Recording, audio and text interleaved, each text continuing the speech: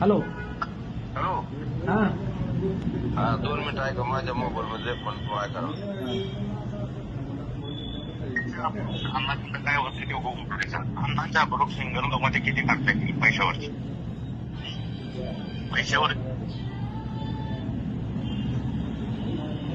पैशावरची किती काढता येतात आपल्याला हिंगणगावमध्ये? यादी व्हॉट्सअपला टाकून द्यायची. साहेब इतकी निघू शकतात. आलं लक्षात? बस हा जवळ्यामध्ये समोर मी बोलतोय मुस्लिम असं दलित असं. याचं काय करायचं? किती म्हणजे काय? आता तोंडी नुसतं गोड गोड बोलून नाही. आता काम दाखवायचं आपलं. हो हो. म्हणजे 1000 रुपयाला पडू, 2000 रुपयाला पडू, बरोबर 3000 रुपयाला पडू. तिथं कॉम्प्रोमाइज नाही. कॉम्पिटिशन मोठे आपल्याला.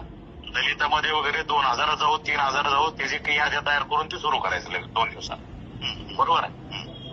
तसंच वाकडीला आपल्याला ही जी 3-4 गाव आहे, सिरसाव, वाकडी, हिंगणगाव आणि जवळा. ह्या 4 गावामध्ये आपल्याला मागं पडायचं नाही. 50 लाख जाऊ, 1 कोटी रुपये जाऊ, 2 कोटी जाऊ, जे जाऊ ते जाऊ. कळलं का? तिथं कॉम्प्रोमाइज करायचं नाही, कोणाचा विचार करायचा नाही. याद्या तयार करायच्या, सुरू करायचं. कळलं का? बरोबर. सेन्सिटिव्ह मतदारसंघ झालेला आहे प्रचंड. बर. आणि त्या पद्धतीनं फक्त तुला जे वाटतं ते मला व्हॉट्सअपला टाकायचं, कुणाला बोलायचं नाही एक शब्द. बरोबर बरोबर. सुरू करायचं. ठीक आहे. तो जर कुणाला चर्चा नाही असं म्हणतो साहेब, मग काय करू? पुन्हा आमच्या देशाने सांगते काय गरज आहे? आता एवढा मोठा आता दणका झालाय, आपण एवढी मोठी सभा झाली, एवढं मोठं झालंय, लोक आपल्याच पाठीमागे आहेत. कापील राहायचं नाही. कळलं का? बरोबर.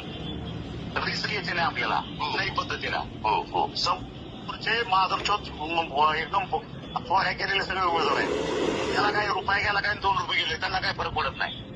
पण आपण मागं राहायचं नाही हे ध्यानात ठेवायचं. बरोबर बरोबर. ठीक आहे. या पद्धतीनं मला वेळोवेळी स्वतःहून फोन करून रात्री 12 वाजतो, 1 वाजतो, 2 वाजतो साहेब इथे या पद्धतीने चाललंय, आपलं काय करायचं ते सांगतं. बरोबर घ्यायचं, लागेल ते मला सांगायचं, मी बी आहे बरोबर. ठीक आहे.